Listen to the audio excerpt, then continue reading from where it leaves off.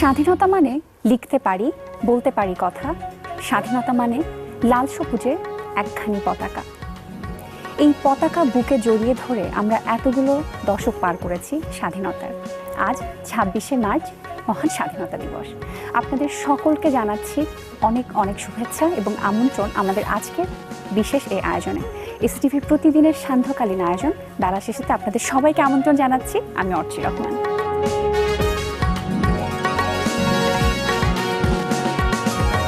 প্রিয় দর্শক, আজকের বিশেষ এই দিনে বিশেষ একজন মানুষ আছেন আমাদের সাথে স্টুডিওতে। তিনি জনপ্রিয় সঙ্গীত পরিচালক এবং সুরকার শেখ সাদী খান। চলে যাচ্ছি তার কাছে। অনেক অনেক শুভেচ্ছা এবং আমন্ত্রণ জানাচ্ছি যে এমন একটি বিশেষ একটি দিনে বিশেষ একজন মানুষকে সামনে পেয়েছি। ধন্যবাদ। স্বাধীনতার মাসে সমগ্র জাতিকে, আমাদের সমস্ত আবাল বৃদ্ধ বনিতা সবার প্রতি আমার শুভেচ্ছা রইল, স্বাধীনতার শুভেচ্ছা। এবং আমরা এই দিনটিকে স্মরণ করতে চাই, এইভাবেই স্মরণ করতে চাই যে এই দিনটিতে আমার স্বাধীনতা দিবস হিসেবে আমরা পালন করছি। আমি এইভাবে বলতে চাই যে যেহেতু স্বাধীনতার মাস আসলে আমরা সবাই গদগদ করি, আমরা সবাই আনন্দ করি, আনন্দ থাকবেই। তার পাশাপাশি যে আমরা দেশকে যে ভালোবাসি, কতটুকু ভালোবাসি সেটা যেন মানে দিনে দিনে, প্রতি মাসে মাসে, বছর বছরের জন্য আমরা অন্তত মানুষের কাছে দেখাতে পারি, করে দেখাতে পারি যে আমরা আসলে দেশটাকে ভালোবাসি। এবং এই ভালোবাসার পরীক্ষা দেওয়ার সময়টা মনে হয় চলে এসেছে অলরেডি। আমাদের যেটা বলে থাকি, আমরা জেনে থাকি যে স্বাধীনতা অর্জনের চেয়ে রক্ষা করা কঠিন। সেই পরীক্ষাটা আসলে আমাদের প্রতিনিয়তই দিতে হবে। হ্যাঁ, এটা দায়বদ্ধতা, তো আমাদের প্রত্যেকের দায়বদ্ধতা। আমাদের বঙ্গবন্ধুর ডাকে সমগ্র জাতি নড়ে চড়ে উঠলো, সমগ্র জাতি ঝাঁপিয়ে পড়লো স্বাধীনতার জন্য। তো বঙ্গবন্ধুর দায়িত্ব তো বঙ্গবন্ধু পালন করেছে। আমরা আমাদের দায়িত্ব কতটুকু পালন করছি সেটার উপর নির্ভর করছে আমাদের স্বাধীনতা উদযাপন এবং স্বাধীনতাকে আমরা আসলেই কতটুকু ভালোবাসি। আমরা যে দেশ পেয়েছি, আমরা স্বাধীন দেশের নাগরিক হয়েছে, আমরা কতটুকু ভালোবাসি সেটা প্রমাণ কিন্তু আমাদেরকে দিতে হবে, আমাদের পরের প্রজন্মকে দিতে হবে এবং সমগ্র বাঙালি জাতিকেই দিতে হবে। 25শে মার্চের রাত্রে আপনি তখন ঢাকাতেই ছিলেন, তখন ঢাকাতেই আপনি চাকরি ছিলেন সেই সময়। সেই সময়কার একটু স্মৃতিচারণ যদি জানতে চাই, কেমন ছিল, কোথায় ছিলেন আপনি? আসলে মার্চ মাসটাতেই বোধহয় আস্তে আস্তে করে সমগ্র জাতি আস্তে আস্তে উত্তাল হয়ে উঠছিল। তো 7 মার্চের ভাষণের পর সমগ্র জাতি যেন কেমন একটা মানে উদ্দীপনা পেয়ে গেল এবং বঙ্গবন্ধুর ভাষণ আমার মনে হয় সমগ্র জাতিকে বোধহয় একদম একটা বড় একটা নাড়া দিয়ে কম্পন দিয়েছিল। 25শে রাতের মার্চের কথা বলেছেন, তো সেটা বলতে চাই আমরা তো সাধারণ জীবন যাপন করতাম, খেলাধুলা করতাম, তখনও গান বাজনার সঙ্গে সম্পৃক্ত আমি। তো আমরা 3 বন্ধু বসে, আমি গভর্নমেন্ট কোয়ার্টারে থাকতাম, মতিঝিল গভর্নমেন্ট কোয়ার্টারে থাকতাম। তা আমরা 3 বন্ধু বসে মাঠে বসে আমরা চীনাবাদাম খাচ্ছিলে। আমার কথা বলতে কি থমথম হয়ে গেছে কেন আজকে, 25শে মার্চের দিনটার সন্ধ্যার কথাটা বলছি আমরা। তো আজকে খুব মানে থমথম লাগছে, কি ব্যাপারটা কিছু হচ্ছে কিনা। তো পাশে দেখি 2জন কনস্টেবল পাশে হাঁটছে, 2জন কনস্টেবল। তো ডাক দিলাম, কেন জানি কৌতূহল হলো, ডাকলাম, ডেকে বললাম যে কি ভাই এরকম লাগছে, কি কিছু জানেন টানেন, কিছু সমস্যা হচ্ছে না, কিছু কোনো রকম কিছু মানে কি ব্যাপার, কি হচ্ছে, কিছু না এমনি অবস্থাটা ভালো লাগছে না। আচ্ছা, একটু আর তো কিছু বলতে পারে না, ওরা বলেও নেই অবশ্য, যেহেতু বিকজ তারা চাকরি করেন, পুলিশে চাকরি করেন ওরা। তো আমরা সন্ধ্যার পরে বাসায় চলে গেলাম। আমাদের যেহেতু লোকালয় লোকজন একটু কম যাচ্ছে ওই সময়, আর তখন তো পপুলেশনও কম ছিল। বাসায় চলে গেলাম, বাসায় গেছে খাওয়া দাওয়া, দৈনন্দিন কাজ যা আছে তা করে আমরা খাওয়া দাওয়া করে রাত্রে 10টার দিকে, 10:30টার দিকে হয়তো টেলিভিশন তো তখন শেষ হতো 12টার দিকে, টেলিভিশন শেষ হতো। তো দেখে শুয়ে গেছি। হঠাৎ করে রাত্রে, গভীর রাত্রে চারিদিক থেকে গোলাগুলির আওয়াজ পাচ্ছি। কোন দিক থেকে আসছে বুঝতে পারছিলাম না। তো যেহেতু আমি কমলাপুরে থাকতাম, ওই সময়টা তো কমলাপুরে চলে গিয়েছিলাম, কমলাপুরে থেকে ভাইয়ের বাসায় চলে গেছিলাম। তো শুনলাম যে গোলাগুলি হচ্ছে, বলতে খবরদার কেউ বেরোবে না। রাত্রে 2টা, আড়াইটা 3টার দিকে হবে। ঠিক আমার যে রুমটাতে আমি থাকি, এটি রুমের ভিতরেই স্পেস ছিল, আলাদা বাড়ি তো, ইন্ডিভিজুয়াল বাড়ি, স্পেস ছিল, দেখলাম ফুসফুস আওয়াজ হচ্ছে। তা আমি জানলা খুলে, তোমরা কে? তো আমরা যে ভাই আমাদের বস্তি তো পুড়িয়েছে, কমলাপুরের বস্তি টস্তি সব পুড়িয়ে দিয়েছে। তো বলছে ভাই আমার কানের এদিক দিয়ে একটা গুলি গিয়েছে, ভাই কানটা ছিঁড়িয়ে গিয়েছে আমার। তো আমি এগুলো শুনলাম, কয়েকজন এসে এই মানে ইয়ে স্পেস থাকে না বাড়ির চারিদিকে, একটু জায়গা থাকে না, স্পেস আর কি, দেওয়ালের ভিতরে ঢুকে। তো আমি বললাম যে তোমরা সব এখানে এসে গেছো, কি হয়েছে? আমাদের বাড়িঘর সব বস্তি টস্তি পুড়িয়ে দিয়েছে। তা আমি তখন কোনো জানি না আমার কেন মায়া হলো, কি হলো। আমি বেরিয়ে গিয়ে ওই দোতলা ছিল না তখন, ছাদ ছিল, একতলা বাড়ি, ছাদে আমি বললাম যে তোমরা সব একটা কাজ করো, উপরে চলে যাও, উপরে গিয়ে থাকো, যেহেতু একটু ঘেরাও দেওয়া আছে, তো উপরে একতলার উপরে একটু ঘেরাও দেওয়া আছে, চারদিক দেয়াল একটু ঘেরাও দেওয়া আছে। আমি তাদেরকে বললাম ওইখানে গিয়ে থাকো, তোমরা সকাল হলে তোমরা চলে যেও। আচ্ছা, একটু কথায় বাধা দিয়ে একটা বিরতি নিতে হচ্ছে। বিরতি থেকে ফিরে এসে আমরা আবার সেই সময়কার কথাগুলো, সেই ঘটনাগুলো শুনতে চাই আপনার কাছে। প্রিয় দর্শক, নিয়ে নিচ্ছে ছোট্ট একটা বিরতি, ফিরে আসছে এক্ষুনি আমাদের আজকের অতিথির কাছে। আমাদের সাথেই থাকবেন।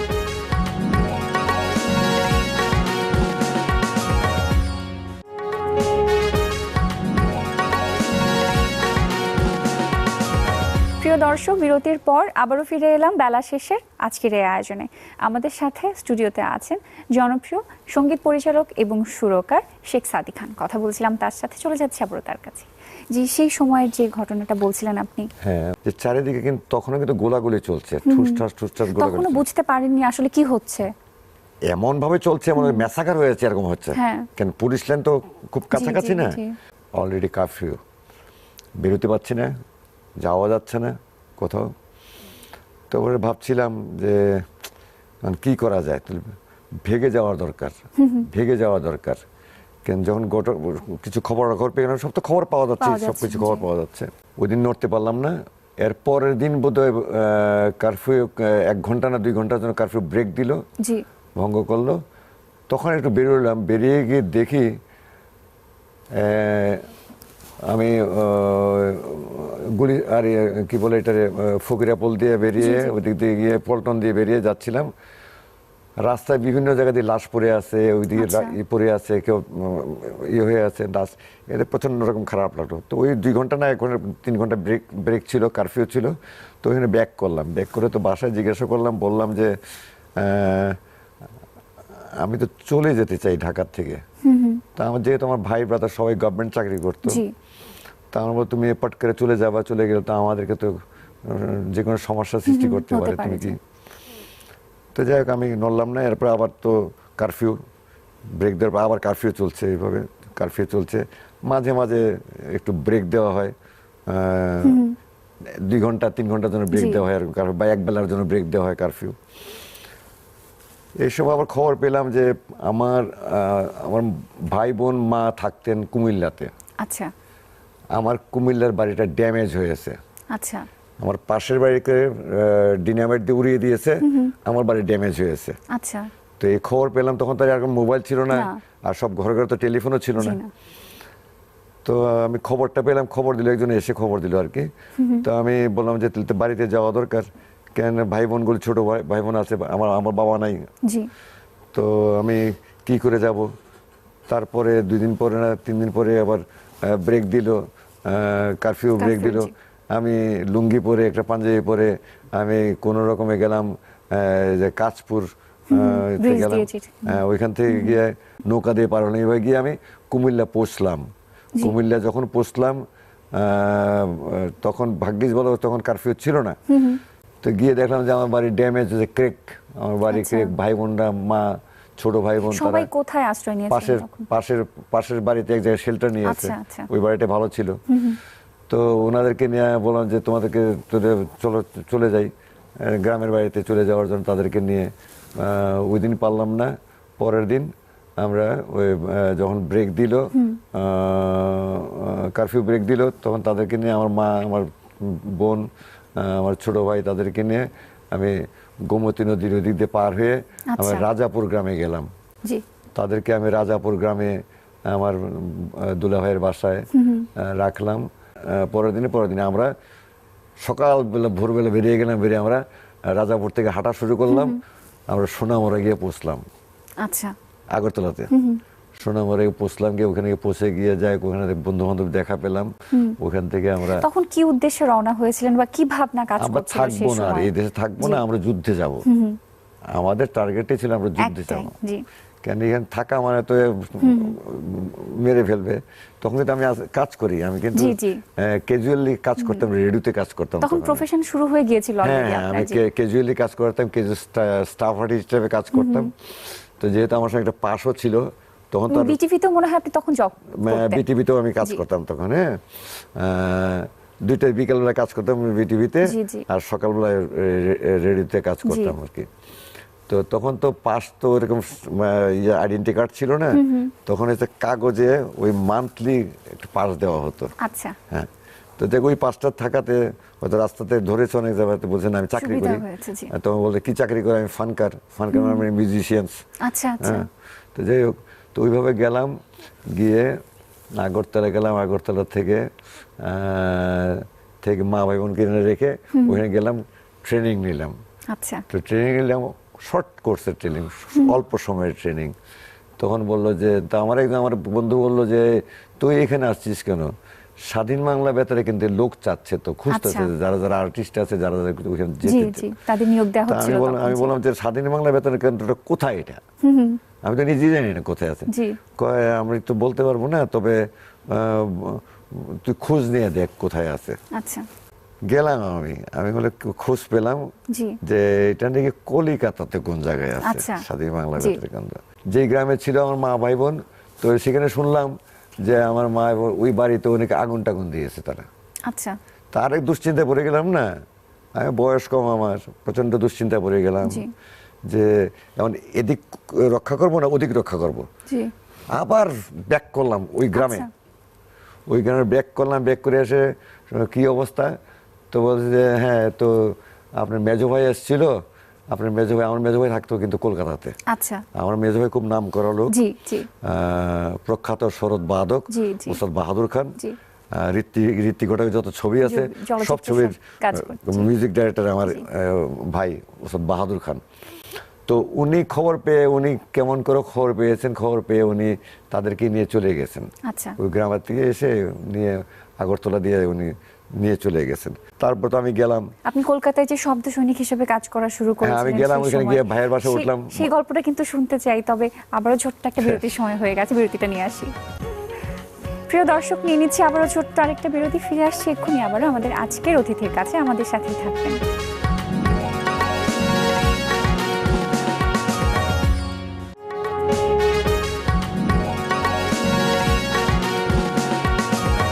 দর্শক, বিরতির পর আবারও ফিরে এলাম বেলা শেষের আজকের এই আয়োজনে। আপনাদের সাথে আছি আমি অর্চি রহমান, এবং আমাদের সাথে স্টুডিওতে আছেন যার সাথে কথা বলছিলাম, তিনি জনপ্রিয় সঙ্গীত পরিচালক এবং সুরকার শেখ সাদী খান। চলে যাচ্ছে আবারও তার কাছে। সেই সময়ের কথাটা বলছিলাম যে শব্দ সৈনিক হিসাবে আপনি তখন জয়েন করলেন, তার পরবর্তী সময়গুলো আসলে কেমন ছিল? ওইখানে যখন গেলাম আমি, আমার ভাইয়ের বাসায় গিয়ে পেলাম, মা ভাই বোনকে সবাইকেই পেলাম। তো ওইখানে গিয়ে প্রথমে বললাম যে এখানে স্বাধীন বাংলা বেতার কেন্দ্রটা কোথায়। তো আমার ভাস্তা ছিল এখানে, তারা স্কুল পড়াশোনা করে। তো আমার ছোট ভাইও গিয়েছিল, সব ছোট ভাই বোন সবই গিয়েছিল এখানে। তো আমাকে বললো যে তোকে আমাদের বাসার খুব কাছাকাছি সেন্ট্রাল রোডে একটা বাড়িতে, এত নাম্বার বাড়ি, ওই বাড়িতে ওইখানেই থাকে, ওইটাই বোধহয় স্বাধীন বাংলা বেতার কেন্দ্র। গিয়ে পেলাম, ঢুকলাম, গিয়ে পেলাম আপেল মাহমুদ, মোহাম্মদ আব্দুল জব্বার, কাদেরি কিবরিয়া, রথীন্দ্রনাথ রয়। তো আমাদের মোটামুটি রেডিওর অনেককে পেয়ে গেলাম, ওইখানে পেয়ে গেলাম। তো যাওয়াতে তখন মোটামুটি মনের শক্তিটা একটু অন্যরকম বেড়ে গেল আর কি। হ্যাঁ, তো ওইখানে কাজ শুরু করলাম ওনার সঙ্গে। আমি তো তখন বেহালা বাজাতাম, তো অনুষ্ঠান তাদের সঙ্গে সম্পৃক্ত হয়ে গেলাম, কাজ করলাম ওখানে। কাজ করে দেখা হতো, ওইটা আর একটা অন্যরকম জীবন ছিল, অন্যরকম জীবন। সব ফ্লোরিং করতো, সব নিচে, ওইখানে তার কাঁথা বালিশের কোনো অস্তিত্ব ছিল না, হয়তো দুই একজনের কিছু কিছু কিনে নিতে পারে, যার কাছে পয়সা ছিল কিনে নিতে পারছে। আমরা তো ওই সময় টাকা পয়সা নিতে পারি না, ওই সময় অলরেডি টাকা ব্যান করে দিয়েছে। এটা অনেক বড় কাহিনী এগুলো। আমরা অনেক কষ্টের বিনিময়ে কিন্তু আমরা এই দেশটাকে স্বাধীনতা পেয়েছি আমরা। তো এই দেশে যখন আবার ব্যাক করলাম, আমরা ব্যাক করে এসে কিন্তু আমরা কিন্তু সেই উদ্দীপনা নিয়ে, আমাদের যে উদ্দীপনা, যে বঙ্গবন্ধুর ভাষণের যে একটা উদ্দীপনা পেয়েছিলাম, তারুণ্য ছিল আমাদের, ওই উদ্দীপনা নিয়ে কিন্তু আমরা নেমে গেলাম, কাজ করার জন্য নেমে গেলাম যার যার সেক্টরে। আমরা আমাদের সঙ্গীতের সেক্টরে চলছে। আমি জয়েন করলাম না টেলিভিশনে, জয়েন না করে আমি জয়েন করলাম আবার রেডিওতে জয়েন করলাম। আমাকে বললো তুমি রেডিওতে জয়েন করো, তো আমি রেডিওতে কমার্শিয়াল সার্ভিসে জয়েন করলাম। তখন আমি বাণিজ্যিক কার্যক্রমে জয়েন করলাম। এই যে আমাদের তখন উদ্দীপনা বা তারুণ্য বা আমাদের যে চিন্তা ভাবনা বা আমাদের স্বপ্ন, আমরা একটা দেশ পেয়েছি, আমরা এখন ইচ্ছা মতো কাজ করতে পারবো, আমাদেরকে কেউ বাধা সৃষ্টি করবো। আগে তো একটা বাধা ছিল, যে পাকিস্তানিরা যখন ছিলেন আমাদের সঙ্গে কাজ করতেন, তারা কিন্তু কখনোই চাইতেন না বাঙালিরা এগিয়ে যাক, কখনোই চাইতেন না। ভিতরে একটা জেলাস ছিল, আমার মনে একটা জেলাস ছিল বোধ। আর তা আমরা বয়স কম, তখন বয়স কম, আমরা তো পাত্তা পাওয়ার কথাই না আমাদের। তো আজকে দেশটা স্বাধীন হয়েছে বলে কিন্তু আমরা সুযোগও পেয়েছি, এবং আমরা আমাদের যাদের মেধা আছে সেই মেধাগুলি আমরা ব্যবহার করতে পেরেছি। ব্যবহার করে কিন্তু আমরা আমাদের সঙ্গীতাঙ্গনের কথাই বলছি, আমরা সঙ্গীতকে সমৃদ্ধ করার চেষ্টা করেছি। আমরা আমাদের যারা পূর্বপুরুষ ছিল বা আমাদের যারা অগ্রজ ছিল তাদেরকেও দেখেছি, তারা অত্যন্ত প্রচন্ড চিন্তা ভাবনা, স্বচ্ছ চিন্তা ভাবনা নিয়ে ওনারা কাজ করেছেন, এবং ওনাদেরকে দেখে দেখে কিন্তু আমরাও এগিয়ে গিয়েছি। আমরাও চেষ্টা করেছি আমাদের সংস্কৃতি অঙ্গনের সমৃদ্ধ করতে। এবং এখন যিনি নেতৃত্ব দিচ্ছেন তিনিও কিন্তু চেষ্টা করছেন দেশটাকে একটা পর্যায়ে নিয়ে যান। এখন ডিজিটাল বাংলাদেশ বলছি আমরা চাচ্ছি, উনিও চাচ্ছেন, আমরা সবাই যদি মিলে যদি ডিজিটাল বাংলাদেশ গড়তে পারি, করে নিতে পারি, তাহলে সোনার বাংলা হবে। প্রত্যেকের এটার সঙ্গে সম্পৃক্ত থাকতে হবে এবং দেশকে গভীরভাবে ভালোবাসতে হবে, দেশের ভবিষ্যৎ নিয়ে চিন্তা করতে হবে, এবং প্রত্যেকটি সেক্টরের মানুষকে দায়বদ্ধতা নিয়ে কাজ করতে হবে। তাহলে আমরা এই দেশকে সুন্দর জায়গাতে নিয়ে যেতে পারবো। বাহ, চমৎকার চমৎকার কথা বলেছেন। এবং এই কথার পরে আসলে আমার আর কোনো কথাই যায় না। আপনি এত সুন্দর করে এই গল্পগুলো করছিলেন এবং বলছিলেন যে সময় শেষ হয়ে গেল, সময়ে বাধা পড়ে গেলাম। আশা করছি ভবিষ্যতে কোনো একদিন আবারও বসে আপনার থেকে অনেক কিছু জানতে পারবো, শুনতে পারবো। অনেক অনেক ধন্যবাদ জানাচ্ছি স্যার আমাদের মাঝে আসবার জন্য। আমাকে ডাকার জন্য অনেক ধন্যবাদ, এবং এসএটিভিকে প্রতি কৃতজ্ঞতা জানাচ্ছি। আর সমগ্র দেশবাসীকে বলছি, এই দেশটা আমাদের সবার, এই দেশটার সুন্দর করার দায় দায়িত্ব আমাদের প্রত্যেকের। আমরা প্রত্যেকে যদি চাই তাহলে আমরা দেশটাকে সুন্দর করতে পারবো, এটাই আমি প্রত্যাশা রাখি। বাহ, চমৎকার। প্রিয় দর্শক, নিজের দেশকে ভালোবাসুন, নিজেকে ভালোবাসুন, নিজের সংস্কৃতিকে ভালোবাসুন এবং বাঁচিয়ে রাখার চেষ্টা করুন সবসময়। আজকের বিশেষ এই দিনে আপনাদের সবাইকে জানাই মহান স্বাধীনতা দিবসের অনেক অনেক শুভেচ্ছা। সবাই ভালো থাকবেন, সুস্থ থাকবেন, সুন্দর থাকবেন এবং এসএটিভির পর্দায় চোখ রাখবেন।